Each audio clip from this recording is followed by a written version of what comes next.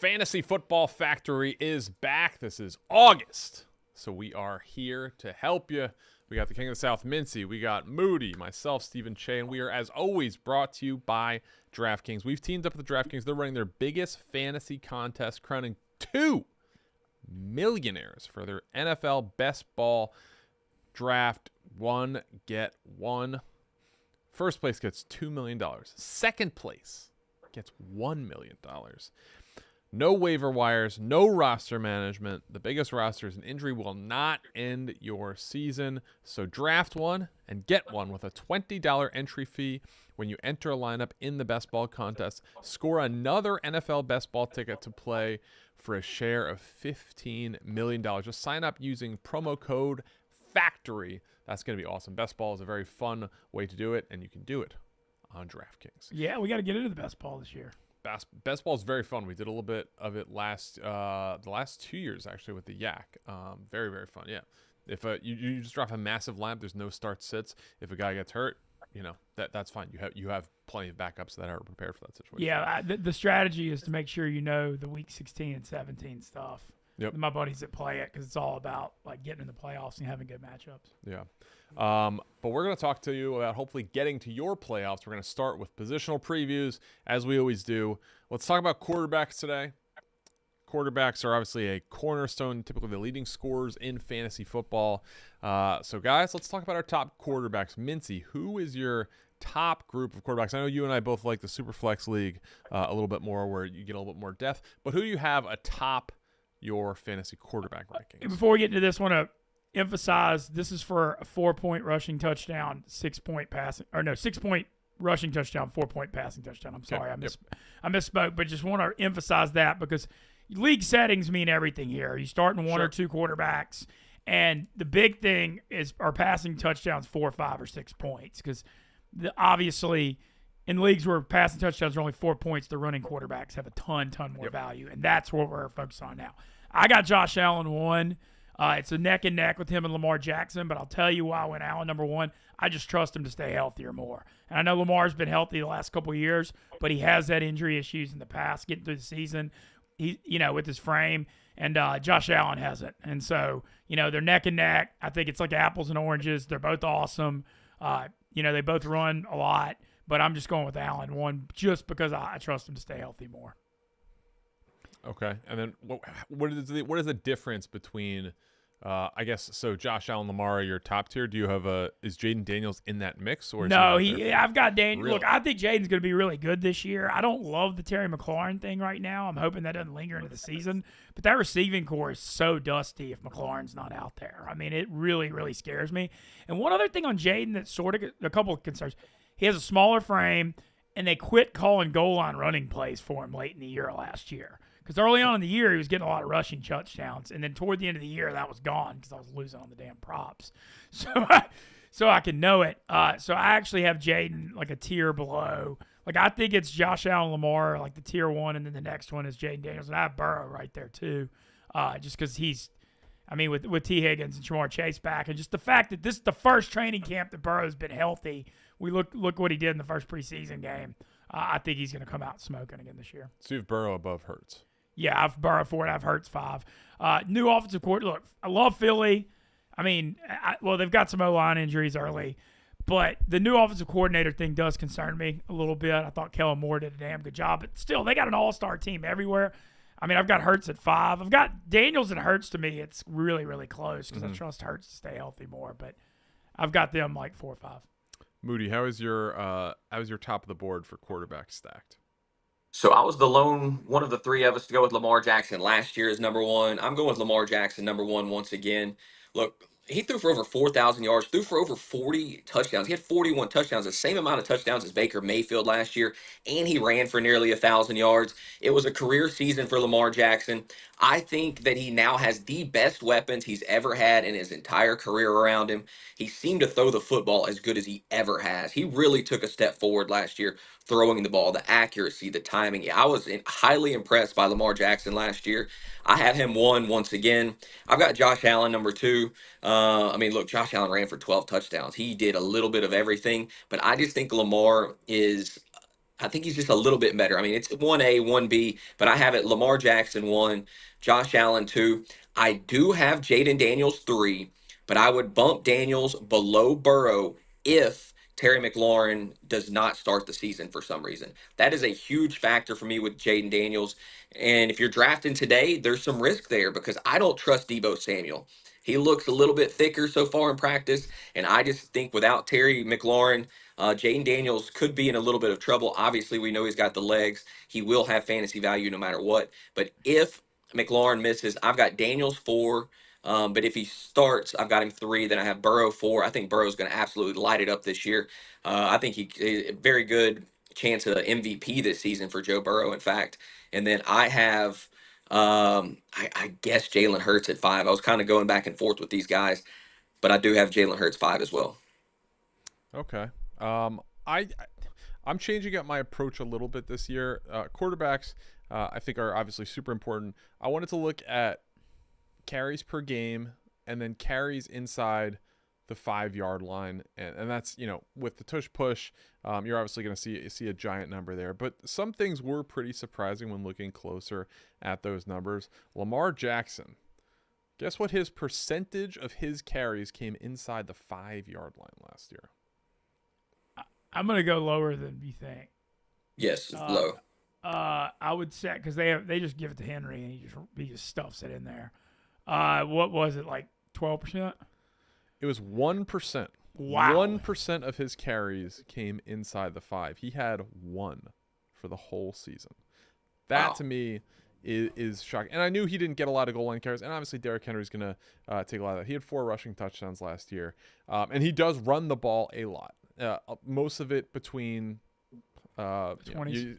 They say that about Keyshawn Johnson. Between the 20s, he was very big. But that's kind of what we're seeing with Lamar Jackson in this Derrick Henry Ravens offense world. So I do not have him at number 1. Obviously, he finished at number 1 last year. He was terrific. Probably his best season yet, and he did not win MVP. I'm gonna go with the safe bet, Josh Allen. He's top 2 quarterback every year. I think going with him number 1 assures you you're at least going to get a guy. Whereas Lamar, we have seen, obviously season end early due to injury. He is a lighter guy. Same with Jaden Daniels. So I'm going to go with Josh Allen, just kind of safe. If I had the number 1 pick in a super flex league, I would go Josh Allen just because it's you're going to get top 2 production at the position. However, it stacks up Jaden Daniels, Lamar Jackson. I have Lamar at 2. I have Jaden Daniels at 3. But looking at the numbers, Jaden Daniels, he ran the ball so dang much. If you filter out the game he got hurt very early, which I think he had a 50-yard run when he got hurt on that. And then filter out week 17 where he played, I don't know if it was a quarter or a half. He ran it 6+ times in every game. And he ran it 7+ times in every game but 1. So he's running the football consistently. Obviously, the rushing touchdowns fell off a little bit towards the end of last year, but he was still getting 7% of his carries inside the 5-yard line for the year. And basically, to Mincy's point about the running and the 4-point passing touchdowns, I have Jalen Hurts 4. Okay. This is a guy who, Kellen Moore, they won a Super Bowl, certainly did right by Jalen Hurts as far as production. As far as fantasy production, not as much. He was QB2 2 years ago in 2023. Fell off a bit last year. I believe he was QB he's QB8. So okay. not bad, but not the same that we had seen in prior years, just over 315 points. So I'm going Jalen Hurts. The tush push is still legal. He's getting 13% of his carries inside the 5. He's carrying the ball 10 times a game, leads the NFL. Give me Jalen Hurts at 4. I do have Joe Burrow at 5. I got Baker at 6. I have Bo Nix ahead of Patrick Mahomes. Bo Nix at 7. And again, I'm looking at rushing attempts per game. He's at 5.4. The number that I'm looking at, I looked at the top 8 quarterbacks last year. Average rushing attempts per game in that group, 5.8. And most of them had it. So 5 out of the 8 had him. The exceptions were Joe Burrow, Baker, and then who was the other guy that finished at top? Jared Goff. But outside of everybody's running the football. You have to run the football. If not, you basically have to throw for 40 touchdowns a year. and only a few guys can do it. So give me Burrow's give me really the only one I'd say I feel like confident of on that. Yes, agreed. And this is coming from a guy who's a big Baker Mayfield fan, who's leads the NFL in touchdown passes the past 2 seasons. That the safest bet is Burrow, but after that, Baker, I think, and then it gets kind of dusty, like as you said. It's interesting the tiers this year because you've got that top 5. I mean, that top 5 seems pretty. It's pick your poison or whatever, but that's most people's top 5. Yes, it's gonna be the top 5 that we all had. But then beyond that, there's a lot of debate on Mahomes, which we'll get into for sure.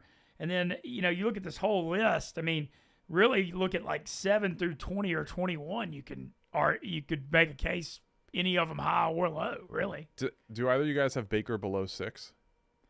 I've got Baker.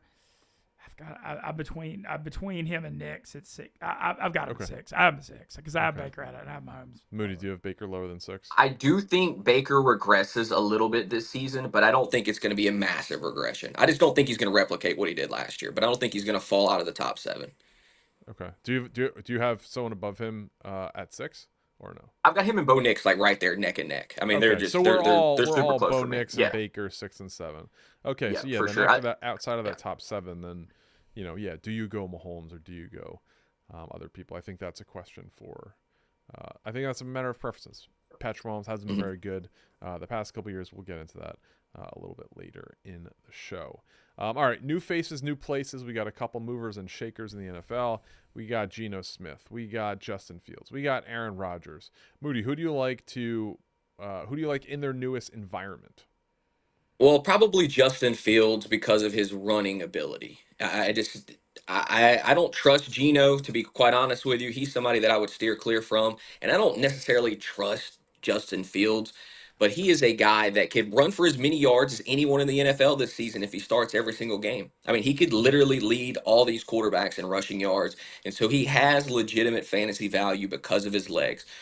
He's got a decent receiver out there in Garrett Wilson. We'll see how his passing game looks. He's been shaky throughout the course of his career, but if you're drafting Justin Fields and you're taking a chance, it is simply because of his rushing ability.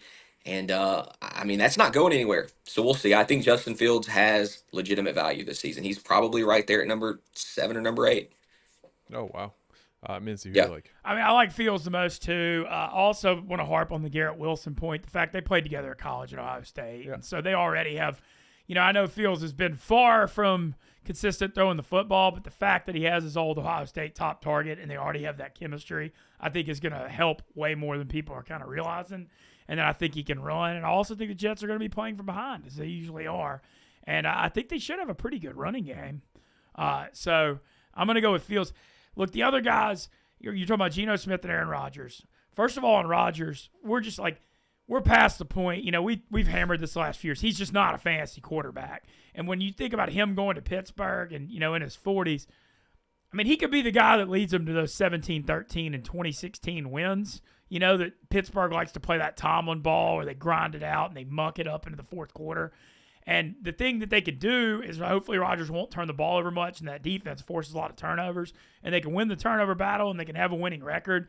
But, man, this team ain't coming out trying to score 31, 34 points. They're trying to be balanced. They're going to be running 2 tight end sets with Jonnu Smith and Pat Freiermuth. I know they have DK Metcalf as a home run hitter, but beyond that, the rest of the receiving core has questions. I mean, they're going to try to be balanced on offense, run play action, and win with their defense. So, Rodgers, maybe they could have a winning season and it could go well, but it's just not going to translate very well to fantasy, I don't think, especially with the style that Tomlin likes to play. And then the Geno thing, I agree with Moody. What the hell is all this Raiders hype I've been seeing the last few weeks? Everybody's saying the Raiders, the sleeper playoff team. They play 6 games against the Chiefs, Broncos, and Chargers. What are they trying to win? 1? I don't see the Raiders playoffs hype at all.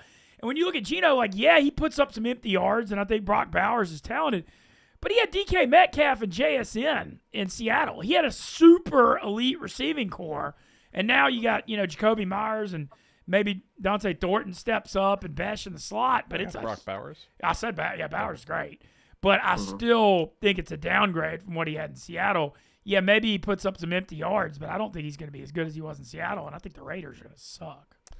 empty yards are as good as regular yards for fantasy purposes. I think Geno Smith is going to be decent. He was a fine QB2 when he was with Pete Carroll in Seattle. A little bit of regression last year, but he put up fine numbers. I think if you're drafting Geno as a backup quarterback, a QB2 or a QB3 in Superflex, I think that you're in a fine spot. Geno Smith is going to be steady, consistent. He's definitely not going to win you the league. But as far as his situation, I actually think Jacoby Myers is decent. We'll get into that in our receiver preview.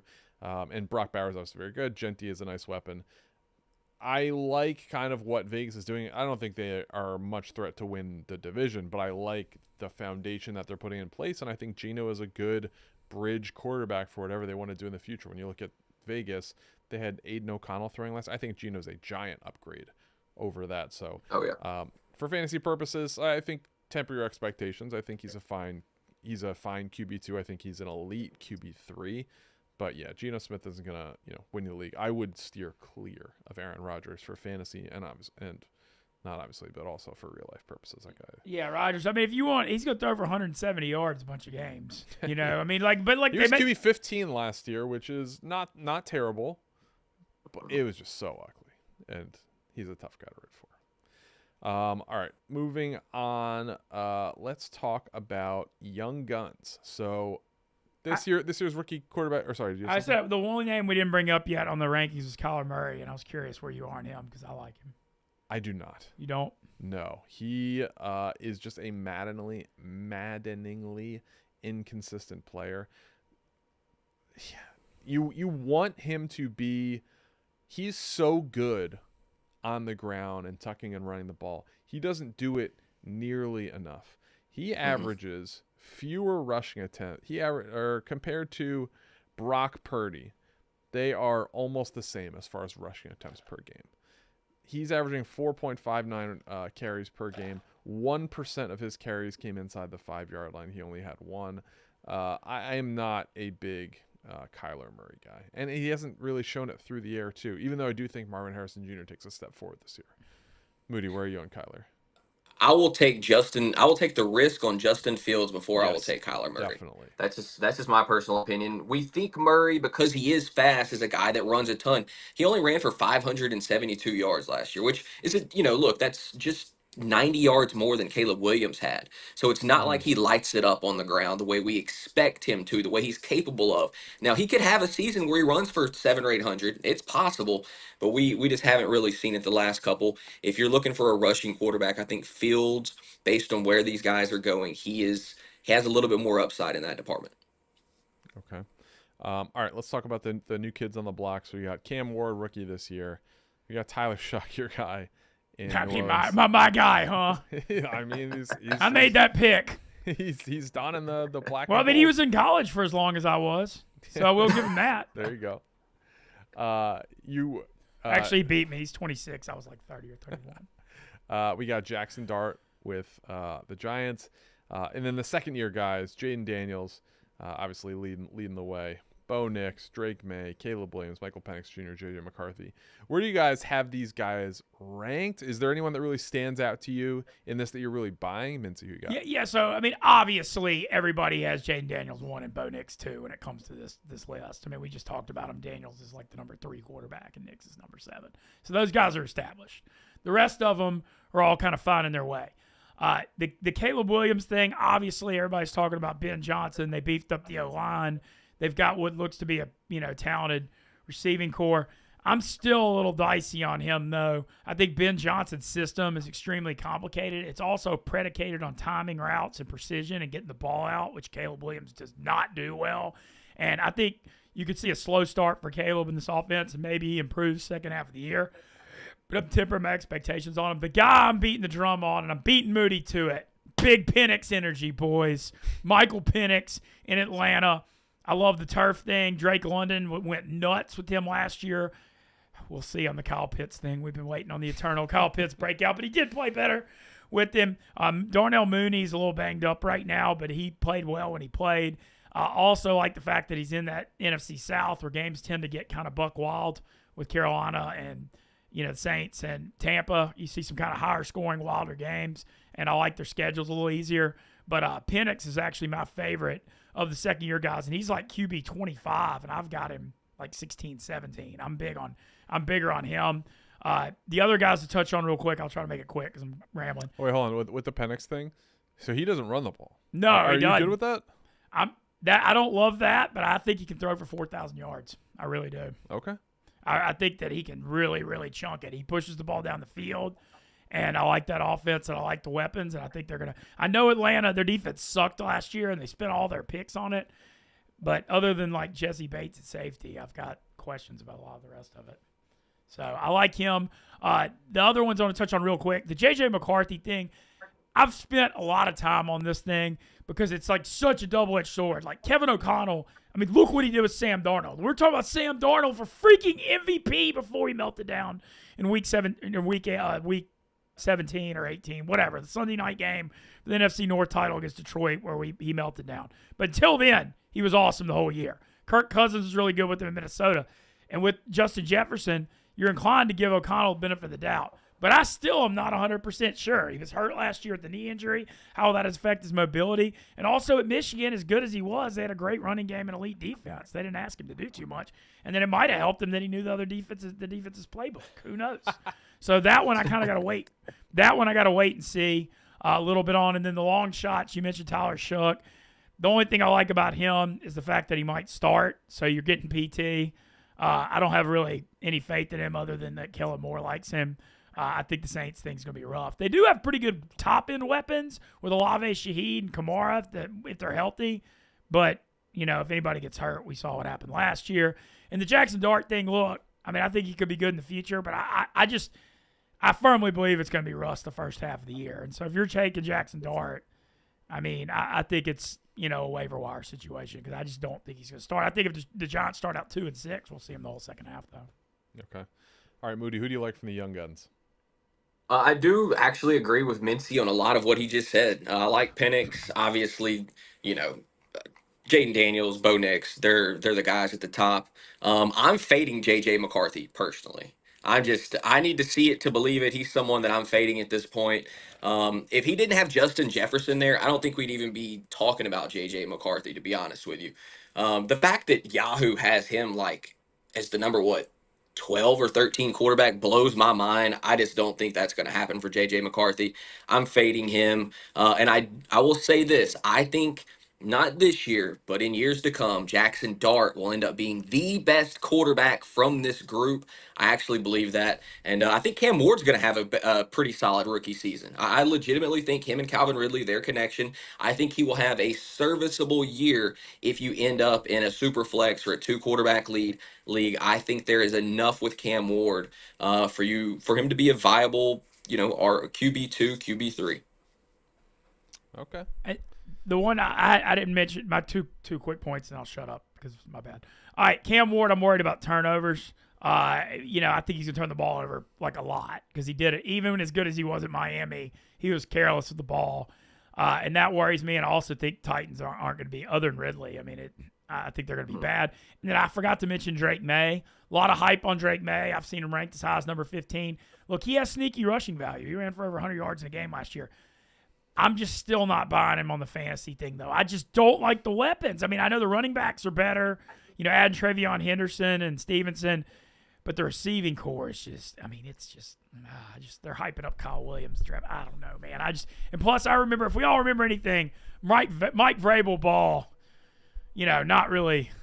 I mean, he's trying to grind wins out. You know, I don't think this is a spot where you're going to be seeing these big 350, 400-yard games. Mm-hmm. So I kind of outlined this early in the episode. I'm looking at quarterbacks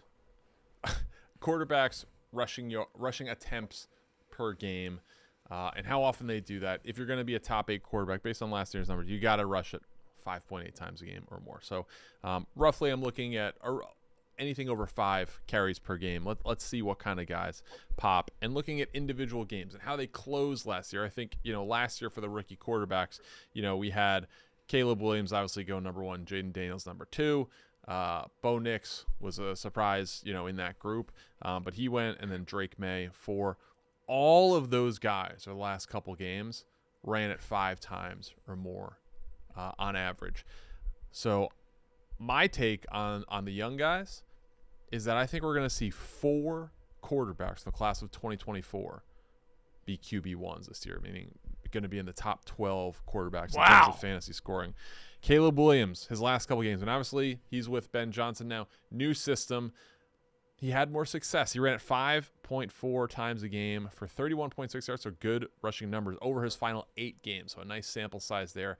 I think anyone that saw the Bears this year, you need to see Caleb run a little bit more. He didn't really do it early on. He started to do it towards the back half of last year. I like him to continue that. Bo Nix, he ran it, the critical number, 5.8 times a game over his final 5 games. He got very good towards the end of last year, led the Broncos to a nice playoff game. Drake May ran it 5.1 times a game for 38 yards over his final 8 games. I'm filtering out the last game where he played just a start and gave way to Joe Milton for that whole game. But Drake May, and he also will do some designed runs. Obviously, Jaden Daniels, is a rushing savant. But I think those 4 guys have what it takes, both with their arm and with their legs, to finish as QB1s this year. So I actually have all of them ranked inside. They're actually my top 11. I've got, I have Jaden Daniels 3. I have Bo Nix 7. I have Drake May 10. Wow. And I have Caleb Williams 11 for fantasy. The Drake May, okay. I'm curious. I'm looking forward to seeing how the Drake May thing goes, because I do think he's a Patriots franchise quarterback. I just worry about the weapons. Yep. But if he runs, it makes up for it. Yeah. All right, I got Patrick Mahomes at QB8 right below Bo Nix, right above Bryce Young. Mincy, where do you have Patrick Mahomes on your list? I know I've one of the biggest Mahomes truthers of all time and my voice brother, but I'm over it in fantasy. I've had it. They don't care about scoring points. You watch these Chiefs games, all they care about doing is just enough to win. It's exactly like what the Patriots got to be with Brady toward the end of his career. He doesn't give a shit about putting up fantasy yards. They're trying to win 20-17. They're running the ball. They're playing defense. They're not pushing the ball down the field. Rashee Rice is probably going to be suspended 4 to 6 weeks. Patrick Mahomes, QB 12. I'm freaking over it. I'm over it. 12. I've watched these Chiefs games. I've watched every game for like 8 years. They don't care about scoring points anymore. It's literally like they win without covering the spread every like 80% of their games. It's like, what's the bare minimum we can do to win this football game? And that's what you're seeing out of the Kansas City Chiefs. Are you still a believer in Patrick Mahomes, the player? Yeah, I think he's like the best player in the NFL. And when the game's on the line and they need it, he's going to get it done. But it's just they don't care about scoring a lot of points. It's just like literally they play good defense. I think they're going to run the ball. And Travis Kelce's, he's still playing in the NFL, but it's not what it was. He's not the same. No, and Rashee Rice is good, but how long is he going to be out with the suspension? They're not explosive anymore. That was the whole thing in 2018, the Mahomes to Hill, the bombs down the field. They don't chunk it down the field at all. Where's the explosiveness? I'm over it. Last year, I taught myself into Mahomes in fantasy, and it gutted me. And they don't care about scoring points, so they're not coming to my fantasy team, even though I like Pacheco. I think everything you said is valid. I'm not quite as low on him as you are. I think, look, Xavier Worthy should step up a little bit in year 2. We'll see. The big question is, does Rashee Rice miss games, and how many games? That's a big factor in this season, because if he's healthy and if he's active and you have both of those guys on the outside, like, those are 2 legitimate weapons. So I'm not ready to write Mahomes off just yet, but I do think everything you said is valid, Mintz. Who do y'all got overrated? Anybody y'all are off of? Overrated? I'm a little bit lower on Goff than industry, like his ADP right now. Or actually, he's 12. I have Goff at 13. His running numbers. What running numbers? Yeah, like he doesn't run the football at all. Is he going to replicate last year where he had like 37 passing touchdowns with no Ben Johnson? That could be a little bit of a stretch. So I have him below guys that can run the football. Again, my top 12 guys who are all above all the guys that I see as QB1s, they all can run the football. Even you got Burrow, you got Baker, Bonet, like all the young guys, they're going to run the football. Jared Goff does not do that, so he's a cut below for me. Okay. I guess for me, it's just JJ McCarthy. I don't even know that you can call him overrated at this point. He's just some guy that I'm avoiding this year. I need to see it to believe it. You know what? If he has a monster season and somebody in my league owns him and they beat me, like they're just a better man than me this year. They're smarter than me. Congratulations on it. I just think JJ McCarthy's going too high in these drafts. Like I can't believe Yahoo has him ranked this high, and so I'm staying away from him. He's not there for me. I agree, by the way, with Cheah's Bryce Young take. I think he's going to have a very good season, and their defense is awful. He's going to throw it a ton. I think he is probably one of the more underrated guys going into this draft as well. All right, so obviously last year I went continuously viral for my horrible take on Saquon Barkley and getting over 1,005 rushing yards, which was obviously a very cherry-picked stat once in his last, I think it was like 4 or 5 years. Now, what is your guys? Also, shout out to me for almost nailing Marvin Harrison Jr.'s stat line, almost exactly. Yeah, that's what I'm saying. You good? No, that was the one bad moment that you really had. Like, sure, we're all going to miss on a couple small things. You had the big blow up one that everybody just made fun of you for the entire year. But what you didn't get credit for was all the stuff you were right about last year, and there was plenty of that as well. You're going to be remembered for Saquon Barkley, but you know what, Cheah, you had a pretty good year overall. So it is what it is. Absolutely. But what is your guys' take this year on any player? Are they overrated, underrated? Where do they stand? Moody, I'll start with you. Well, I'm going back to a place that I have gone before. His name is Trevor Lawrence.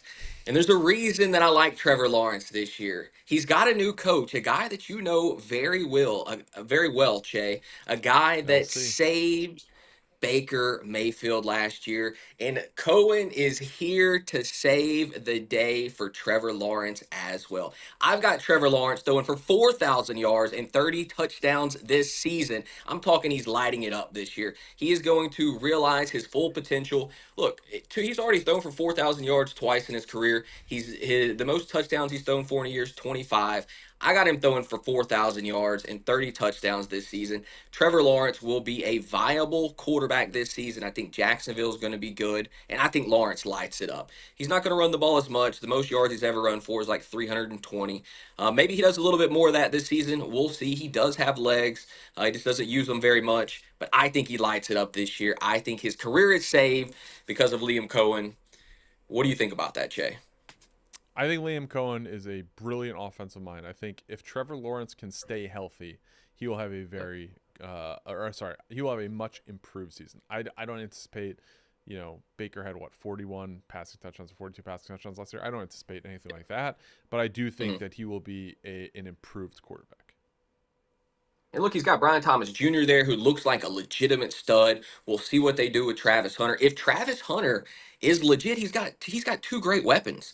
And so they got to keep him healthy. I think in that offense, if he gets the ball out on time, there's going to be some unique things done in that offense. They're going to find different ways to get Travis Hunter the football, screens, all kinds of stuff like that.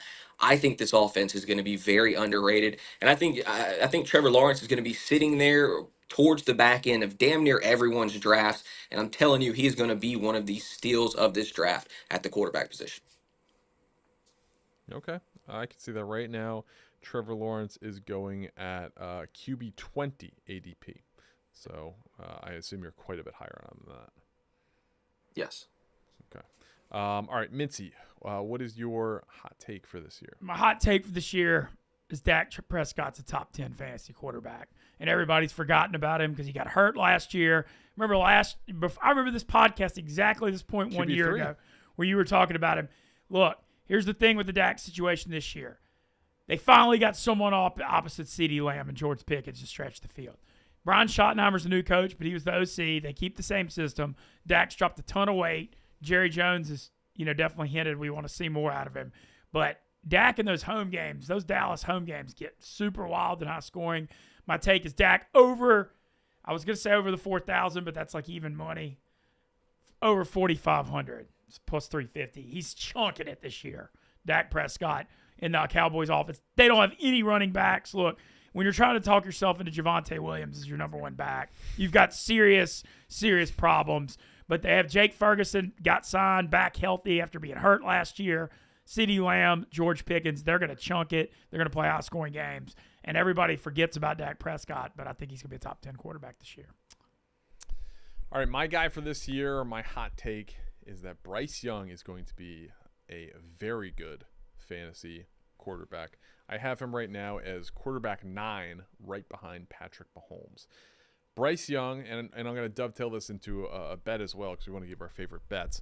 But over his last 5 games, Bryce Young ran the ball, averaging 4.4 carries for 28 yards. More impressive, over his last 4 games, he had 4 rushing touchdowns. Not exactly what you expect from a smaller quarterback. But Bryce Young had 7 passing touchdowns in his final 3 games. His final 8 games, he was 290-plus passing yards, 5 of 8 of those games. Their defense was a nightmare last year. 32nd ranked defense in the NFL, but that is good for a quarterback because they're going to be on the field more playing catch up. They're going to be on the field playing catch up a lot more. So give me Bryce Young over 19.5 passing touchdowns. Again, he had 7 passing touchdowns in his final 3 games. Give me Bryce Young over 19.5 passing touchdowns. I think this one's easy. Back to your boy, the Bucs lineage, to Dave Canales coaching him up. Or sorry, actually it's 18.5 passing touchdowns. Okay. Like even more. Bryce Young, 18.5 passing touchdowns. What is your guys' favorite prop for this season? Okay, well, I kind of just gave away mine with the Dak thing, but I'm going to go the conservative one. It's even money, him over 4,000. I know it's not the best odds, but I think as long as he stays healthy, he's getting there. So I'm gonna go Dak Prescott over 4,000 yards at even money. Him staying healthy is not a given, though. No, it's not. It's definitely not happened last year, but I like the fact that he's lost weight. I think that's going to help. Fellow weight loss brethren, Dak Prescott. There you go. And North Louisiana. And shout out Dak. Gave $1 million to Houghton High School, his alma mater in the Shreveport area. They just built Prescott Field at the high school. You got to respect that. Was that part of the deal? He gives this giant donation. You're going to gas him up a little bit? Well, I went to dinner with the Houghton High School coach the other day up here in Chicago, and he was all pumped about it. So I had to give it a little love. All right, Moody, what is your favorite prop bet of the season for quarterback? Oh, well, I've got a couple that I like. I'll kind of piggyback on what I said about Trevor Lawrence. I do think he throws for 25 touchdowns. That's plus 175 for 25 touchdowns this year for Trevor Lawrence. I think that's totally within range for him. I legitimately do. So I think plus 175 for Trevor Lawrence, 25 touchdowns. And then I've got another one that I legitimately like. It's a little bit longer odds here. It's Joe Burrow to win MVP at plus 650. I think Joe Burrow is going to be the guy this year. I think he's going to lead the league in passing yards, lead the league in touchdowns. I understand he doesn't run the ball like these other quarterbacks, but I think he is going to put up such a season that he ends up winning MVP. Give me also Joe Burrow plus 650 to win MVP. He might quarterback sneak a couple in. They do run he'll run quarterback sneaks on short yardage. That's all the running you're getting though. Yeah, for sure. Yeah, he had a surprising 7% of his carries were inside the 5-yard line. Yeah, they'll run. He's not afraid on the quarterback. He's super savvy in those situations, right? Like if he sees like an Tom opening, Brady he will take it's kind of like advantage Tom of it. Brady used to be. Exactly. And look, Brady's obviously the guys don't run. They run a little bit more now, so we'll see.